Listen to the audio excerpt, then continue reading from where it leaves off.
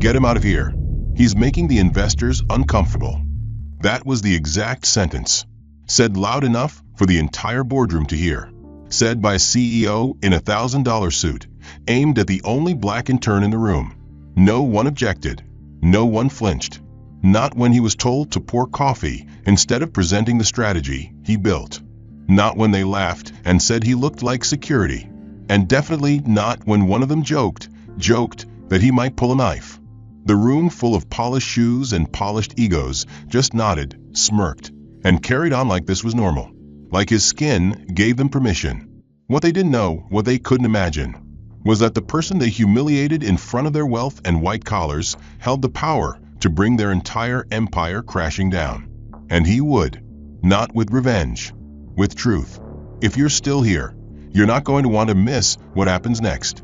This isn't just a story about racism in a boardroom. It's about what happens when power underestimates the wrong person. Hit subscribe, drop a comment with where you're watching from, and tell us, what moment hit you hardest? Let's talk about it. The glass doors of Sterling & Co. swung open with a muted hiss, revealing a lobby bathed in corporate opulence. Marble floors gleaming like water under harsh lighting, chrome accents catching every flicker of motion, and men in bespoke suits moving with the certainty of kings. At just 17, Marcus Hall stepped through the entrance with a combination of nervous restraint and quiet determination, clutching a leather-bound notebook in one hand and wearing his best charcoal blazer, recently dry-cleaned for the occasion. Pinned neatly to his chest was a laminated name badge that read, "Marcus Hall Guest Intern," but the weight it carried felt far heavier than plastic. This was his first day, the start of what he hoped would be a defining summer internship, the kind of opportunity that launched real careers.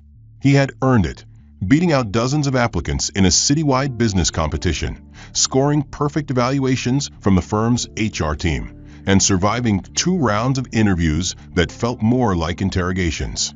He had done everything right. Still, as he crossed the polished floor toward the executive elevator, he felt the watchful eyes of strangers tracing the outline of someone who didn't quite belong.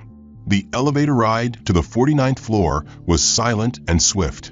As the doors opened with a polite chime, he stepped out into the upper sanctum, where the air was colder, the glass clearer, and the silence more calculated.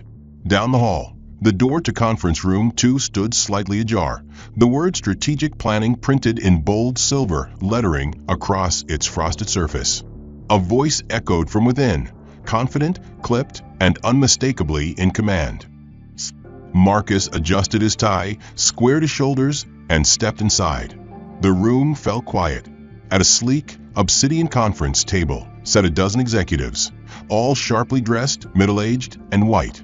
At the head of the table was Richard Collins, CEO of Sterling & Company, a man with silver hair, a surgically sculpted smile, and a reputation for dismantling both companies and careers without blinking. Marcus gave a small nod and offered his practice greeting. "Good morning, everyone." Marcus Hall, reporting for the intern observation session. There was a beat of silence, followed by the faint scrape of leather as Richard turned his chair slightly to face him. "Ah," he said, voice rich with amusement. "You must be the delivery boy." The comment hit like a slap. Marcus hesitated, confused. "I'm sorry, sir." Richard gestured vaguely toward Marcus's notebook. "The intern, right? They told me you were coming. I figured they were sending someone to fetch coffee, not sit at the grown-ups table." A few of the executives chuckled, some uncomfortably, others without restraint. Marcus kept his face still, his voice level. "I'm here to observe and take notes as part of the junior mentorship program. I was asked to sit in on today's strategy review." Richard smiled, but it didn't touch his eyes. "Of course you were," he said with mock generosity, waving a hand toward the far end of the room. "There's a chair by the credenza. Try not to spill anything." Marcus nodded, quietly walked over, and took a seat. He didn't respond. He didn't flinch. He opened his notebook, clicked his pen, and began writing as if the moment hadn't happened. But it had. The air was heavier now. The line had been drawn. As the meeting continued, discussions turned to market trends, consumer psychology, and Gen Z's influence on retail patterns. Marcus paid close attention, his notes organized and detailed. When one of the directors presented data that mischaracterized Gen Z behavior as digitally detached and passive, Marcus hesitated, then raised his hand subtly. Richard noticed immediately. "Something on your mind, intern?" Marcus cleared his throat gently. "Yes, sir." Respectfully, the assertion that Gen Z avoids traditional retail experiences isn't supported by recent studies. In fact, hybrid consumer behavior is, Richard interrupted with a loud scoff, raising an eyebrow as if stunned by Marcus's audacity. "Jesus, how old is this kid?" he said, turning to the room. "What are you now, 15? Do they even let you drive yet?" The room erupted in stifled laughter. Richard leaned back in his chair, folding his arms. "We've got high schoolers giving lectures on macroeconomics now. I must be getting old." Marcus blinked once. He didn't respond. He simply nodded, murmured, "Apologies, sir," and returned to his notebook. But the damage was done. Around him, glances flickered, expressions shifted. He had stepped forward with knowledge and been shoved back with mockery. It wasn't about the content. It was about the context. In that room, his words carried no weight because he did not. At least, not to them. The rest of the meeting passed in a blur of acronyms and budget lines. No one asked for Marcus's opinion again. No one even looked at him. When it ended, and the team stood to leave, Richard passed by Marcus with a smirk and clapped him on the shoulder like a coach addressing a water boy. "Keep it a kid," he said. "Maybe you'll graduate someday." Marcus smiled faintly. It was the kind of smile one wears when they're swallowing fire. He waited until the room emptied, then stood, adjusted his blazer, and walked toward the window that overlooked the city. Down below, people looked like ants, small, insignificant, easily dismissed. For a moment, he imagined someone looking up at this tower and seeing him standing here. Would they think he belonged? Would he believe it himself? He reached into his pocket, pulled out his phone, and opened a draft message to his mother. Meeting went well. Lots to learn. Excited to be here. He paused. Then slowly, he deleted the text. No, he thought. Not yet. This place doesn't deserve my optimism. Not today. As he turned to leave, he heard laughter echoing faintly from a nearby room, Richard's voice unmistakable among them, recounting some story, probably about the kid who thought he had something to say. Marcus didn't stop. He just walked, back straight, eyes forward, already building something far more important than validation. He was building memory. And one day, those memories would speak louder than anything said in that room. The following week arrived with the weight of expectations and the sting of humiliation still fresh on Marcus Hall's mind. But he pushed it aside with the same focus he used to win his spot in this building in the first place. He had reviewed the meeting itinerary 3 times the night before, memorized the slides he was supposed to present, and even rehearsed answers to possible follow-up questions, not because he wanted to impress them, but because he knew he had to be flawless just to be seen. Today wasn't just another strategy session. It was a quarterly review with 3 of Sterling and Company's biggest clients in attendance, all high-net-worth asset partners. And Marcus had been given a rare 5-minute slot by the analytics manager to present a data snapshot on risk trends in emerging markets. That 5 minutes was more than a courtesy. It was his first real chance to prove he was more than the coffee kid. He arrived 10 minutes early, setting up at the edge of the presentation screen with quiet efficiency. His suit was freshly pressed, his shoes shined, and his hands steady as he arranged the printed data summaries beside his laptop. One by one, the boardroom filled with familiar figures, executives in silk ties, partners with thin smiles, and finally the clients, who each shook hands with Richard Collins and took their seats near the head of the table. Marcus stood ready, waiting for his cue, not wanting to presume, but clearly prepared. Richard entered last, radiating authority, his presence somehow eclipsing everyone else in the room. His eyes scanned the table, paused on Marcus, and then flicked back to the clients with a warm grin. "Gentlemen," he said, clasping his hands together, "before we dive into the heavy stuff, who needs caffeine? We've got a fresh pot brewing, and our intern over here's just eyeing to be useful." Twist 1. Laughter erupted before Marcus could respond. For a moment he thought Richard might be joking, just another jab among colleagues. But then Richard turned to him directly and waved a hand toward the side counter. "Go ahead, Marcus," he said smoothly. "Pour the gentleman some coffee. Cream and sugar are over there. And be careful with the Colombian roast, it's not cheap." A ripple of amusement moved through the room. Someone murmured, "Hope he doesn't spill it on the contracts." Another chuckled, "Careful, he's probably never used a carafe before." Marcus stood motionless for half a second too long, his instincts warring with his pride. He could argue. He could say, "Actually, sir, I'm on the agenda for a 5-minute data review." But in this room, now filled with clients and laughter, saying that would sound petty, entitled. So he nodded once, tight-lipped, and moved to the coffee counter, each step echoing like a quiet surrender. As he poured, his hands steady but his jaw tight, he could hear snippets of the ongoing conversation, numbers tossed around casually, millions discussed like pennies, lives impacted dismissed as liabilities. He served each man respectfully, noting how no one thanked him.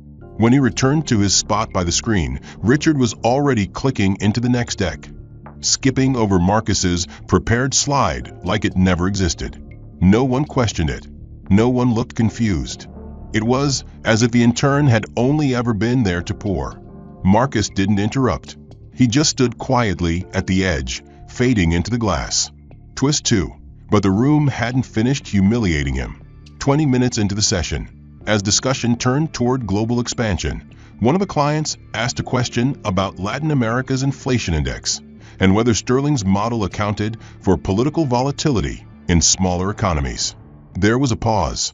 One executive fumbled a vague answer. Another nodded without adding anything meaningful. Then Richard turned toward Marcus with a casual smirk and said, "Well, maybe our barista has some thoughts on Brazil. I'm sure the boy who fetched the coffee must have studied banana republics in high school." The room burst into full, unrestrained laughter. Even the client who asked the question cracked a grin. Marcus felt every laugh like a slap, each echo lodging in his chest like splinters. He could have spoken. He could have cited the exact section of the report that covered Brazil's central bank's latest policy response. He could have shown them he was more than this. But no one in that room was interested in what Marcus knew. They had already decided what he was. So instead, he lowered his eyes and returned to his place at the wall, silent. The rest of the meeting blurred past, a theater of suits and egos playing roles Marcus had once hoped to join.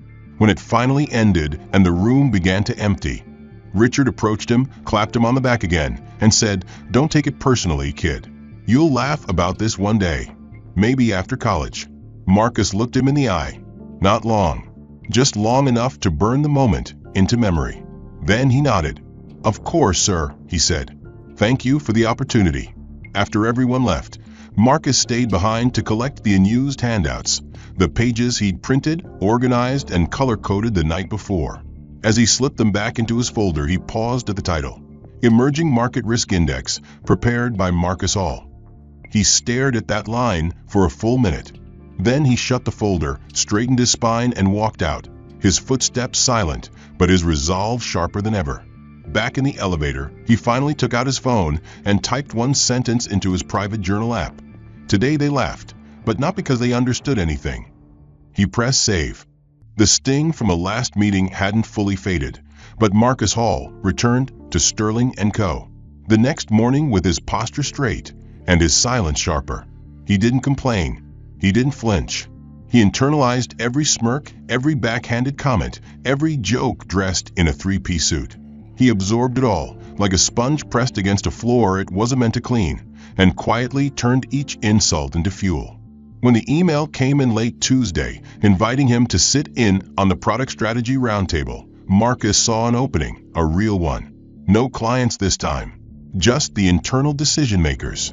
And more importantly, the agenda had a section for open contribution. That meant ideas. That meant opportunity. That meant, if only briefly, a seat at the table. He arrived early, again, perfectly prepared. His concept, a luxury tier add-on subscription platform for high-net clients, integrating AI-driven portfolio simulations, market psychology predictors, and concierge alerts for international fiscal shifts, a tool that could provide Sterling with a product edge in the ultra-high income bracket, a sector they hadn't evolved in since 2017. Marcus had modeled it across 4 growth curves, designed sample UI layouts, and even referenced usage patterns from competitors' patent filings. He wasn't guessing, he was solving. The conference room buzzed with low voices and espresso steam as department heads filed in. Richard Collins, as always, entered last, bringing with him the gravitational silence that seemed to swallow sound. He didn't look at Marcus as he sat at the head of the table. Marcus waited, notebook open, laptop synced to the projector, files preloaded, and palms dry. When the time came, the meeting's moderator, an older strategist named Claire, glanced at Marcus and gave him the floor. "We invited Mr. Hall to pitch a concept this morning," she said. "Fresh eyes, as they say." That was all he needed. Marcus stood, clicked the remote, and began presenting. He walked them through pain points, addressed key demographic growth, identified product stagnation, then introduced his solution, a curated premium extension that merged Sterling's financial intelligence with digital behavior tracking, optimized for global mobility and wealth adaptability. For a moment, just a moment, no one said anything. Then came twist 1. Richard leaned forward, took the company-branded pen resting beside him, walked up to the screen like a board professor, and without a word, began drawing circles over Marcus's graphs. Big, careless loops. He scribbled stars on irrelevant data points, slashed through trend lines, and underlined a section in red before stepping back, looking utterly unimpressed. "I'm going to be honest with you, kid," Richard said, tossing the pen onto the table like it disgusted him. "You don't understand how our clients think. You've never stepped inside a Bentley, let alone spoken to someone who owns 4 of them. You're talking about luxury like it's a feature. Luxury is not what you offer, it's who you are." He turned to the room. "This," he said, gesturing toward the slide, "this isn't innovation. This is a school project that belongs on some scholarship log." Some of the executives snorted. One pretended to cough, but clearly masked a laugh. Marcus didn't move. His hands were still on the remote, his eyes locked on the distorted slide now covered in sharper strokes. He inhaled once, slowly. "Sir," he began calmly, the projections, but Richard raised a hand, cutting him off. "Marcus, I appreciate your enthusiasm," he said, voice patronizing. "I do. But leave the high-value market strategies to people who've actually had to manage wealth." Twist 2 came not with volume, but with a whisper. As Marcus stepped aside, laptop still open, one of the directors leaned to his neighbor and muttered, just barely audible, "If it weren't for compliance laws, kids like him would still be pushing carts in the loading dock." The other man nodded solemnly, as if acknowledging some deep truth about the natural order of things. Marcus heard it, every word. He didn't show it. Instead, he calmly disconnected his laptop, gathered his handouts, and returned to his seat at the far edge of the room. But his grip tightened, his jaw locked. The meeting continued without him, as if he had never spoken at all. As if his analysis, his diagrams, his insights were nothing but noise. Afterward, while the rest filed out laughing and talking about lunch reservations, Marcus lingered behind. Claire, the moderator who had introduced him, approached quietly. "You were prepared," she said. "That much was obvious." Marcus looked at her. "Was it?" he asked. "Did it matter?" Claire hesitated. Then, with a sad sort of smile, she replied, "Eventually it will." And she walked away. Marcus remained in the empty room for several minutes, staring at the screen still frozen on the final frame of his presentation. Next step, implementation timeline. The humiliation from the previous meeting settled into Marcus Hall's chest like a stone, heavy but immovable, a quiet pressure that reminded him with every breath that no matter how flawless his work was, no matter how deeply researched or elegantly delivered, he would always be viewed through a lens they had chosen for him, one that distorted competence into presumption and innovation into arrogance. But instead of shrinking, Marcus worked harder. He stayed late, triple-checking figures, cross-referencing policy changes, tracking volatile market indices with a kind of obsessive precision most interns never dreamed of attempting. when he stumbled across a set of irregularities buried deep within Sterling and Company's quarterly reports, minor inconsistencies between the projected EBITDA of a subsidiary and the actual movement of funds. He didn't assume the worst. At first, he flagged them, quietly, respectfully. He sent an internal memo to the analytics division, attaching his findings with a calm, measured tone, citing them as possible misclassifications. It was the kind of email that should have earned him at least a nod, a question, a second look. But the response wasn't a follow-up, it was silence. Complete silence. Days passed. Nothing. Then came twist one. On a rainy Thursday morning, Marcus arrived at the office and opened his inbox to find that he was no longer copied on any of the team's internal update threads. The Monday financial summary, the Thursday compliance log, even the Friday lunch schedule, all gone. At first, he assumed it was an error, a simple oversight. Maybe the system glitched.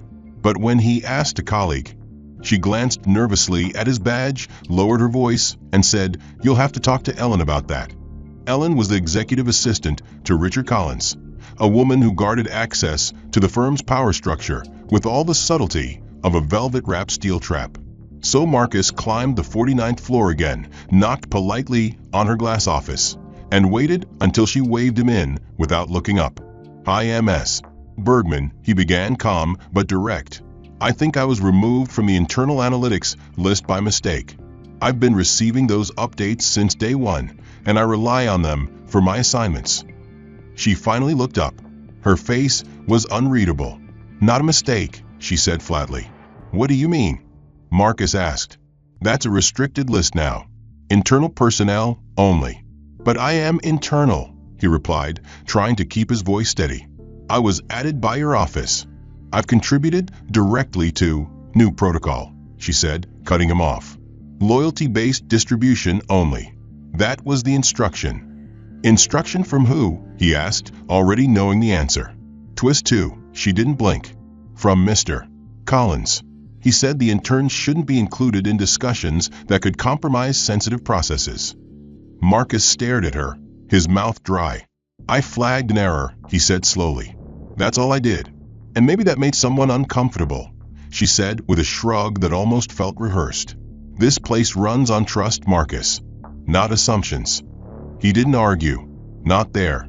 He simply nodded once, thanked her, and walked out. The sting of the words echoing louder than any slap. Not assumptions. This place runs on trust. What they meant was, this place runs on silence. That afternoon, as he reviewed his project folder, he realized files he once had editing access to were now view-only. His calendar invitation to Friday's Innovation Sync was missing. When he approached the junior associate who had worked beside him on the retail expansion model, the guy smiled awkwardly and said, "Hey man, sorry, I think they restructured some of the team roles. I didn't make the decisions." Marcus nodded, but the truth rang clearer than any excuse. He was being methodically cut out. Not fired, not dismissed, but erased. Like someone closing a door behind him without saying a word. He went back to his desk, opened the memo he had written on the accounting discrepancy, and reread it again, trying to find the line that had condemned him. But it wasn't the line. It was the act. The fact that he'd noticed something they hadn't intended to be seen. The fact that he'd spoken up. The fact that he still believed the system might listen to reason. And so they locked him out of it. Not completely. Just enough to keep him visible but useless. Present but powerless. The following day, during a firm-wide meeting, the CFO gave a glowing overview of the quarterly results, using numbers Marcus knew to be adjusted. He watched the room nod and applaud while his own voice was kept from a narrative. After the meeting, one of the interns from another division approached him in the hallway. "Hey," she said, looking around before lowering her voice. "Did you really find something in the books?" Marcus didn't answer right away. Then he looked her in the eyes and said, "I didn't find something. I found a pattern. And they didn't like that." She nodded solemnly. "Be careful. This place has a way of cleaning up messes, even the ones they make themselves." That night, Marcus walked the long way home, the city lights stretching endlessly in both directions, as if mocking how small he felt. But somewhere deep inside, that feeling of smallness sparked a strange calm. The following week began under a strange calm, like the air before a summer storm, deceptively quiet, but charged with something Marcus Hall couldn't quite name. After being systematically locked out of internal communications and stripped of access to projects he helped build, Marcus had retreated, not in defeat, but in strategy. He stopped asking questions. He stopped raising his hand. Instead, he observed. He tracked every change, documented every interaction, and logged every file restriction. But despite the professional facade he maintained, the silence around him was no longer just neglect. It was intentional, suffocating, and it reeked a warning. That warning turned into action on a Tuesday morning when he received a calendar invitation marked Urgent Compliance, Review Executive Floor, All Staff Required. The subject line alone felt ominous. These types of all-staff meetings didn't happen unless something had gone wrong, terribly wrong. He arrived at the executive conference room and found that the entire firm had been summoned. Interns, analysts, VPs, even senior partners, all standing in a tight cluster as if waiting for a verdict. The blinds had been drawn. The air conditioning was cranked low. At the front stood Richard Collins, flanked by two members of the IT security team and the firm's general counsel. As soon as Marcus entered, eyes turned toward him, not subtly, not with curiosity, but with recognition and, worse, accusation. He stood near the back, notebook in hand. But something in his gut had already begun to twist. Then came twist one. Richard cleared his throat and began speaking with the smooth venom of someone who knew exactly how to turn perception into weaponry.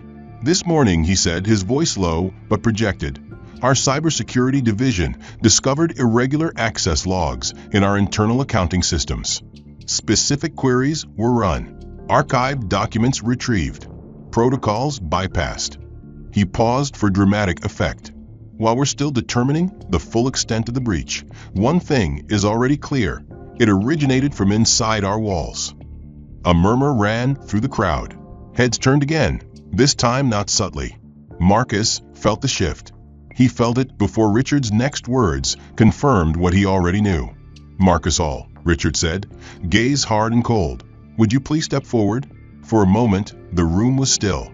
Marcus hesitated, unsure if what he was hearing was real. Then, slowly, he walked to the front, his posture upright, his chest tight, his mind racing through every step he had taken over the past week. Yes, sir, he said calmly. Do you know why you're here? Richard asked, each syllable sharp. Marcus took a breath. No, sir, but I'd be happy to answer any questions. Richard held up a printed access log. This your login credential? Yes. Then would you like to explain, Richard said, voice rising just slightly, why your account was used to access restricted financial audits, files that were locked for a reason? Marcus stared at the document. I reported discrepancies, he said carefully. I flagged them. I sent a memo about misclassifications. I assumed someone in compliance would respond. Richard stepped closer. And what gave you the authority to review audit-level financial data? You're an intern. You're not even salaried. Marcus's heart pounded in his ears.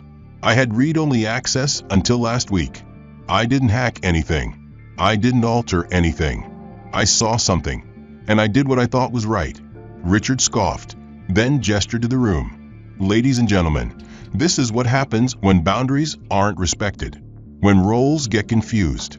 We invite people in to give them a glimpse of excellence, and instead they snoop through confidential systems like they're entitled to answers. Twist 2. He turned back to Marcus, voice now colder. Effective immediately, you are suspended from all strategy sessions, department meetings, and internal review calls. You are not to step into another boardroom, nor are you to engage with any senior executive until further notice. Gasps rippled through the room. Someone muttered, "This is insane." Another whispered, "He didn't even do anything." But the power dynamic was clear. No one interrupted. No one defended. Marcus stood frozen, not because he was afraid, but because he understood something in that moment with a clarity that cut deeper than the shame. They had built the system to humiliate him publicly and quietly erase him privately. It wasn't about protocol. It was about power. It was about making an example. He said nothing. He didn't argue. He simply nodded once and returned to his place in the crowd. The meeting moved on, but Marcus no longer heard it. When it ended, people avoided his gaze as they filed out, some ashamed, some indifferent, a few openly uncomfortable. Back at his desk, he found his work email disabled and a handwritten note in his drawer. Your badge will remain active for compliance check-ins only. Contact IT for limited access hours. He sat for a long time, hands resting on the edge of his desk, staring at the screen that now greeted him with a login error. In that moment, Marcus understood the full weight of institutional silencing, not just the act of punishment, but the theater of it, the performative control dressed up as policy, the way a whole company could stand by while a young voice was crushed under the guise of structure. But he wasn't crushed. Not truly. That night, alone in his apartment, Marcus opened his personal laptop and began reconstructing the access log from memory. The public reprimand from the all-staff compliance meeting still echoed through the halls of Sterling & Co. Like a rumor that refused to die, settling into every glance, every silence, every stiff smile Marcus Hall received from the moment he stepped off the elevator. Though stripped of all access, cut from project teams, and rendered invisible in meetings he was once allowed to observe, he had not been removed from the building itself, which meant every day was now a performance of tolerance. His presence technically permitted, but his purpose eradicated. He came in, kept his head down, completed whatever menial tasks were left for him, and endured. But humiliation in places like Sterling was not a singular act. It was iterative, calculated, designed to erode dignity in layers until even defiance looked like delusion. And Richard Collins was not done. The firm's annual summer gala was the crown jewel of its corporate culture, a lavish rooftop event held under city lights, where partners mingled with clients and interns, if they behaved, were allowed to serve drinks or stand quietly on the perimeter like accessories. Marcus, despite everything, received an invitation, or more accurately, a test. He considered not going, knowing the trap it might become, but a deeper instinct told him to appear, not for their benefit, but to remind himself he was still standing. So he came, dressed in the same navy suit he wore on his first day, the one that had drawn snickers and side eyes, the one that still held the scent of hope even now, after weeks of erosion. Twist 1. The rooftop glittered with string lights and champagne flutes, laughter rose and fell like waves, and executives exchanged practice smiles with billion-dollar clients. Marcus stayed near the bar, speaking only when spoken to, sipping a soda, invisible but present. Richard arrived late as always, making an entrance, his arm around the lead investor from Oslo, his voice booming with ease, his confidence a weapon. As he worked the crowd, he caught sight of Marcus, standing at the far end of the space, and smirked. He turned to a small cluster of clients and partners gathered beside the drink station, all holding cocktails and laughing politely at whatever was said before, and raised his voice just enough for the nearby tables to hear. "Everyone be careful," he said, nodding in Marcus's direction with mock seriousness. "You never know when someone might pull a knife." The laughter that followed wasn't loud, it was worse. It was knowing, smirking, complicit. Marcus froze, every nerve in his body tensing. He didn't move. He didn't react. But he heard it. He heard every syllable. "We let anyone in these days," Richard continued, swirling his whiskey. "Used to be, you had to earn your way up here. Now all you need is a diversity brochure and a bad attitude." He said it like a joke. Everyone knew it wasn't one. Marcus stood still, face unreadable, staring out over the skyline as the lights of the city blinked beneath him, steady and unbothered by the cruelty unfolding 50 stories up. Then came twist 2. One of the clients, a woman in her 40s with a sharp blazer and sharper instincts, stepped forward. Her name was Helen Grayson, founder of a clean tech fund that had recently signed a multi-million-dollar deal with Sterling. She turned to Richard with a tight smile and said, "That's enough." The laughter stopped. The moment cracked. Richard blinked, caught off guard, then laughed softly. "Relax, Helen. It's just a joke." "No," she said, voice clear and cool, "it's not. It's a warning disguised as humor. And I don't find that funny." For a second, The rooftop went silent. People shifted. Eyes darted. Richard chuckled again, but it rang hollow. "Come on," he said, waving her off. "You don't know these kids. They show up with chips on their shoulders and think they're owed a seat at the table." Helen didn't back down. She looked at Marcus, who hadn't said a word, and then back at Richard. "Or maybe," she said, "they've earned more than you're willing to see." Richard raised his glass, as if in mock toast. "You're entitled to your opinion, Helen," he said, his charm returning like a reflex. "But don't expect me to rewrite the rules just because someone feels uncomfortable." She didn't respond. She didn't need to. The damage was already done. People drifted away from the confrontation in pairs and threes, pretending not to have heard. The laughter did not return. The mood shifted. Marcus stayed a little longer, then left quietly, his heart pounding not from shame, but from something far more dangerous: clarity. They weren't hiding anymore. They weren't pretending. They had made their stance visible, loud, and shameless. And in doing so, they had crossed a threshold even they couldn't walk back from. That night, Marcus sat alone in his apartment, still in his suit, looking at his reflection in the darkened window. And though no official statements were made, everyone in the building felt the shift. Certain clients had gone unusually silent. A few mid-level managers walked on eggshells around Marcus Hall. And still, the intern kept coming in. Same steady gait, same silent presence, never missing a day, never raising his voice, never breaking character. But something inside him had already changed.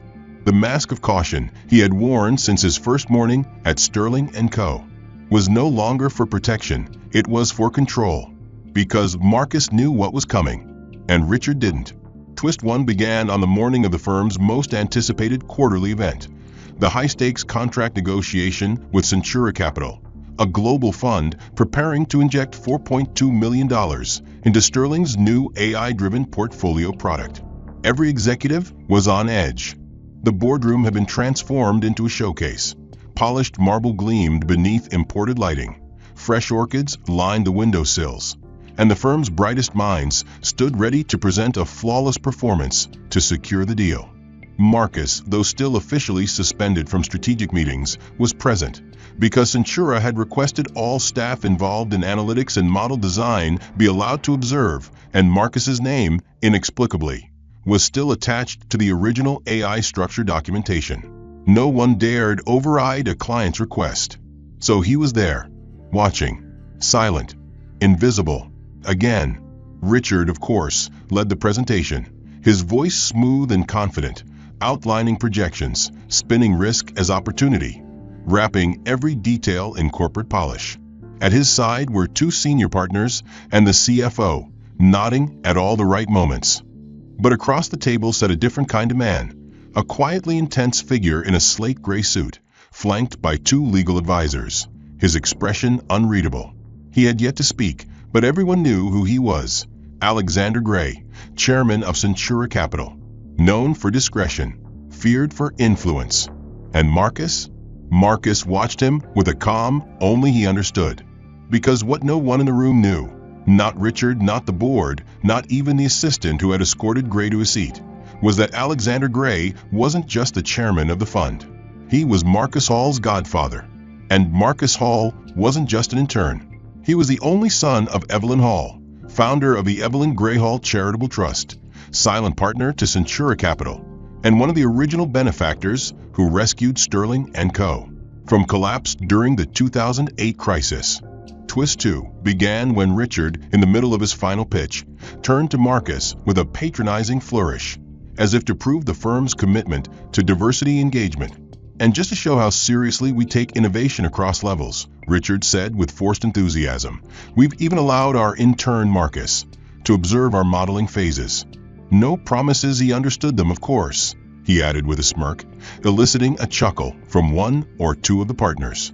But we like to inspire the youth. Gray, who had remained silent throughout the entire pitch, finally turned. Marcus Hall, he said calmly, his voice cutting across the room like a blade. Would you care to share your assessment of the AI portfolio's risk parameters in Scenario Group C? The room froze. All eyes turned to Marcus, stunned. Richard blinked. "I'm sorry, Mr. Gray," he said quickly. "I don't believe Intern is equipped to." I asked Mr. Hall. Gray interrupted. "Not you." Marcus rose.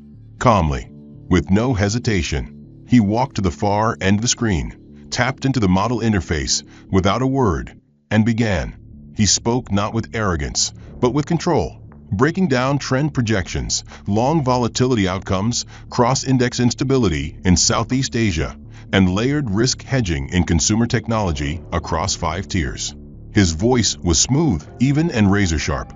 He knew this system better than anyone because he had designed the foundation of its logic engine during his postgraduate internship under one of Centura's private tech incubators, something Sterling had no idea about because Marcus never told him. When he finished, the silence was absolute.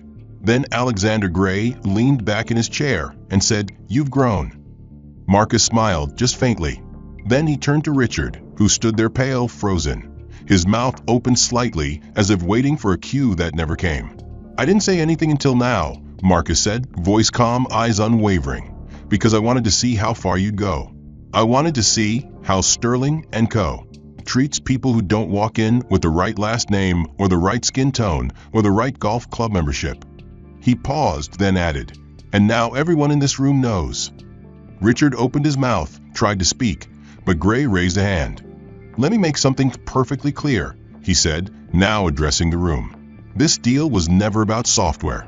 It was about integrity, vision, and the ability to recognize talent before the headlines do." He turned to Marcus. "Our offer stands, but it will be under new terms. As of now, Centura Capital will require full oversight on all personnel decisions related to this program." He looked at Richard one last time. "And we suggest a change in leadership if you want this partnership to survive." The silence that followed wasn't awkward, it was final. The meeting ended not with applause, but with reckoning. Richard Collins stood at the head of the table, his face pale, his hands still resting on the edge of the polished mahogany, like he wasn't quite sure whether to sit or run. The other executives said nothing. Some looked down at their notes, others at their phones, a few at the empty chair where Marcus had sat just minutes earlier, as if still trying to process the magnitude of what had just happened. And then Alexander Gray, the man who had remained mostly silent during the meeting until that final, devastating reveal, rose from his seat, buttoned his slate-gray jacket, and addressed the room with calm authority. "Centura Capital is not moving forward under the current leadership," he said without hesitation. "Our due diligence includes not just financial performance, but ethical integrity. And what we witnessed today is a breach of both." Twist 1. With that single sentence, the $4.2 million deal vaporized into thin air, but its weight remained, crashing into the room like a missile. The CFO's jaw dropped slightly. One of the partners leaned forward as if to object, but thought better of it. Richard finally spoke, stammering slightly, "Mr. Gray, with all due respect, this seems like a personal reaction. Surely we can separate emotion from business." Gray turned to him slowly, expression unreadable. "You're right," he said, "but only about one thing. This is business. And in business, we don't invest in broken leadership." He slid his folder into his leather briefcase, nodded once to the stunned room, and walked out. The silence afterward was absolute. For a long moment, no one moved. Then, as if on cue, phones began to buzz around the table, subtle vibrations, screen lights flickering, messages pouring in from staff across the building who had heard whispers, seen Gray exit, or watched the meeting unfold in real time through the firm's internal live feed. That feed, normally password restricted, had been left open per Centura's request for transparency. And that transparency had now become a floodlight. Twist 2. 20 minutes later, the Board of Governors, an oversight body rarely seen in public, often cloaked in layers of corporate anonymity, received a direct message from Centura's legal division. The subject line was short: "Request for emergency governance, review Sterling & Company." The body of the message was shorter. "In light of recent disclosures and public conduct by senior personnel, we request a full review of executive leadership integrity. Investment restructuring will proceed only following administrative remediation." In simpler terms, The firm's most powerful financial backer had just publicly demanded Richard Collins and his inner circle be investigated, possibly removed. Within the hour, the firm's general counsel called an emergency executive meeting. Richard tried to retain his authority, opening with a forced laugh, trying to minimize the incident. "It's unfortunate," he said, "but these things happen when people mix politics with profit." But the room was no longer laughing. Even his allies had begun to shift in their chairs. One partner, who had remained silent during Marcus's ordeal, finally spoke. "You didn't just lose a client," he said flatly. "You exposed the company. On camera. In front of the one person who could dismantle us with a phone call." Richard's expression twisted. "You think I caused this?" he barked. "You think one kid with a good last name can undo 30 years of work?" "No," the partner replied, standing. "But you did. You undid it. With every word, every smug dismissal, every public insult you thought was clever. You brought this." The room fractured. One by one, voices began to rise, not in defense, but in disassociation. Executives who had stood by silently now scrambled to protect their own names, offering excuses, justifications, statements of concern.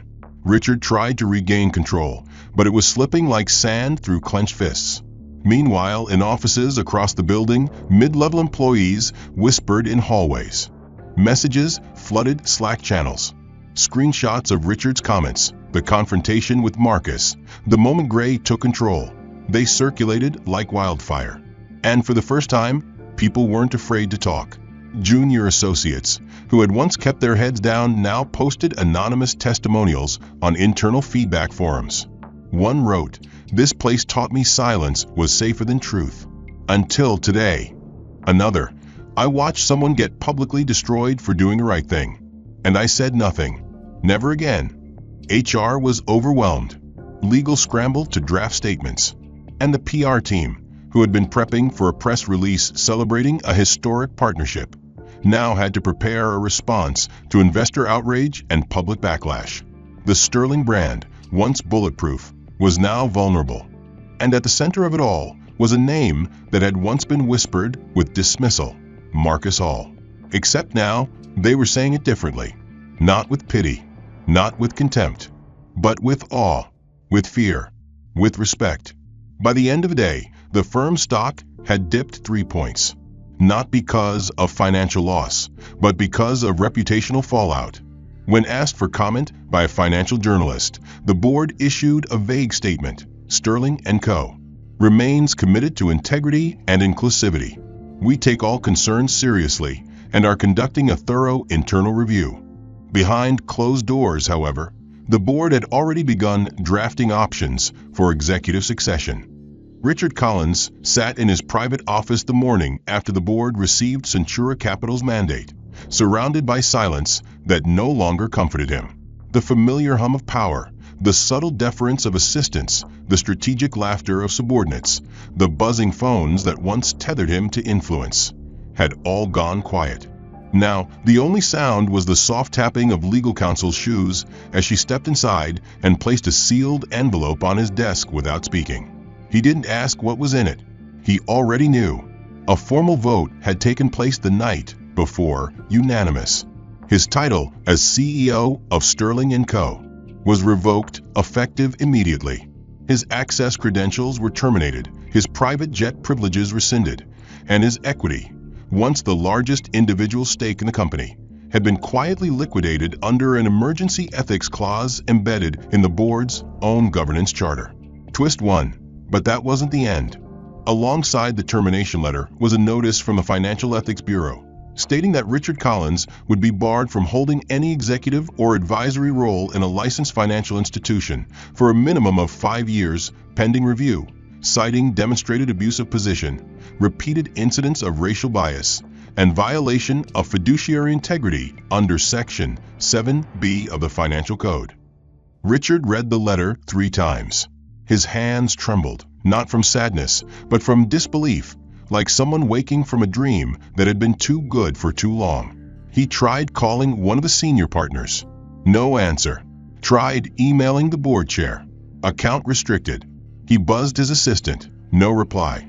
His power was gone, not in pieces, but in a single silent collapse, like a tower yanked down by a wire no one saw coming. He stared at his own reflection in the darkened glass of his office window, and for the first time in years, saw a man no longer in control, but condemned.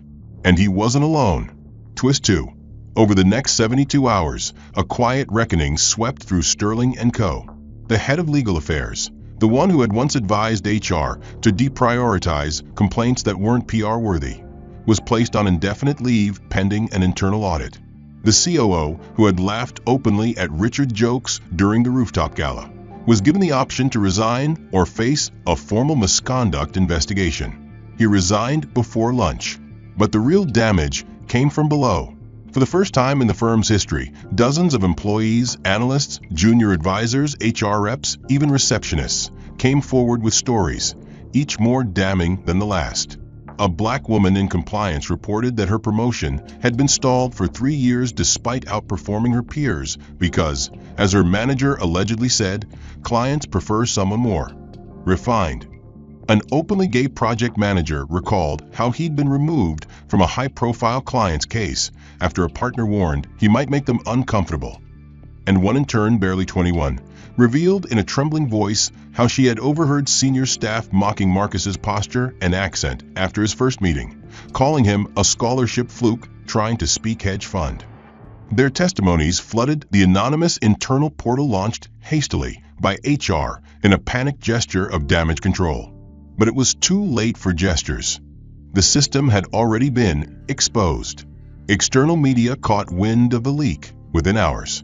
A whistleblower blog posted screenshots, redacted audio clips, and compiled stories under the headline, "Inside Sterling, a culture of silence, power, and thinly veiled racism."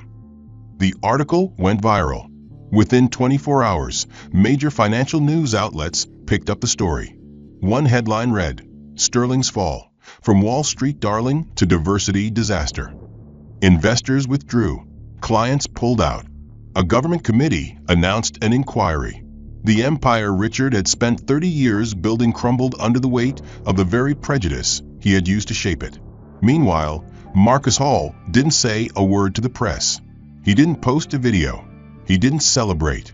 He simply went back to work, not at Sterling, but at Centura Capital, who offered him a full-time position in ethical innovation strategy, reporting directly to Alexander Gray. From his new office, smaller, quieter, but filled with something far greater than power, he watched the industry take notice. Firms began issuing statements. Panels were formed. Policies reevaluated. Whether it was sincere or performative, change had been set in motion.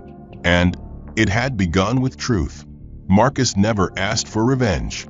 Richard Collins disappeared from the headlines as quickly as he had dominated them, not because the world forgot him, but because the story had shifted away from power and scandal toward silence and consequence. After the hearings, the forfeiture, the exodus of investors, and the permanent stain on his reputation, he moved out of his penthouse apartment overlooking Central Park and into a modest walk-up on the edge of Queens.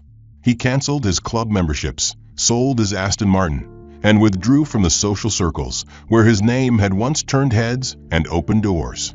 For 6 months, he said nothing. No interviews, no statements, no rebutals. He simply vanished from the world that had once revolved around him. And in that space, something unfamiliar began to grow: reflection. Twist 1. One cold Monday morning, nearly a year after the Boardroom implosion, Richard walked into a small public charter school in South Bronx, James Baldwin Academy for Technology and Youth Development, and asked to speak with the principal.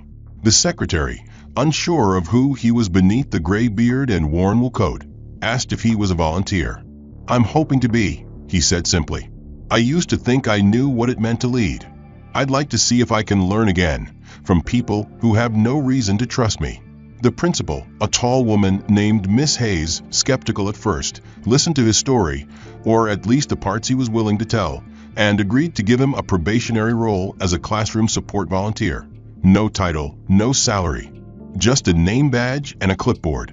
That week, Richard began sitting in the back of coding classes, helping students debug Python exercises, listening more than he spoke, and learning how deeply he had misunderstood the very people he once deemed unfit for his boardroom. The children were sharp, curious, and resilient. Many had never heard of Sterling & Co.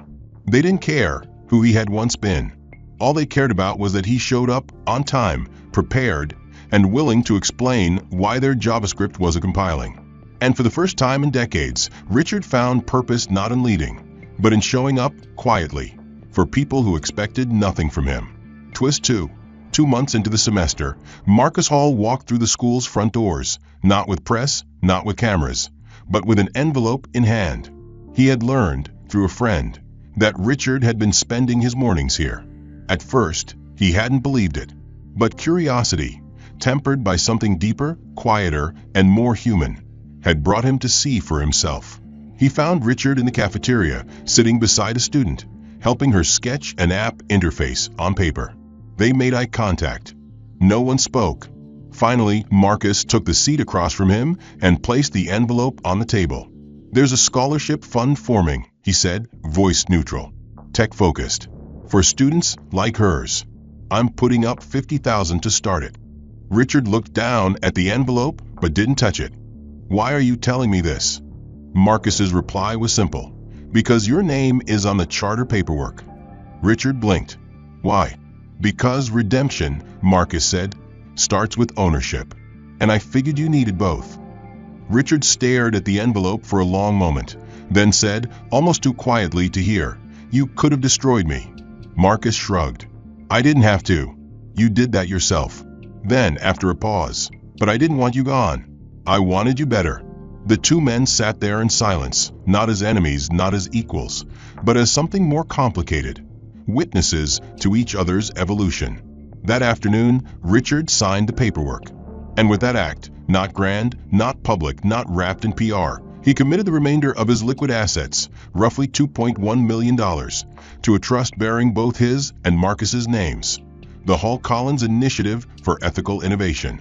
Over time, word spread, not through the news, but through neighborhoods, classrooms, and inboxes. Students began receiving grants. Teachers gained access to updated equipment. And every year, the school held a quiet ceremony for the new scholarship recipients. No stage, no speeches, just names called and futures nudged forward. Richard continued volunteering. He never saw credit, never gave interviews. He aged quietly, his once pristine image replaced by calloused hands, scuffed boots, and the quiet dignity of someone finally trying to earn their space. Marcus, now a rising force in ethical finance, continued his work at Centura Capital, mentoring interns, designing policies to detect internal bias in hiring algorithms, and building what Sterling had refused to become, a place where merit and equity weren't in conflict. They didn't become friends, not exactly. But once a month, without fail, they met at a cafe 3 blocks from a school. Richard would arrive early, order black coffee, and wait. Marcus would come in 10 minutes later, always with notes, always with updates. And they would talk not about the past, but about what could still be built from its wreckage. In the final winter of the decade, a photograph was taken, unposed, candid, and quietly powerful. It showed 2 men sitting at a scratched-up cafe table, the skyline behind them soft with snow. One man once believed power meant control. The other knew power meant responsibility. And now they sat side by side, no longer adversaries, but proof that justice, real justice, wasn't about revenge. It was about repair. The end.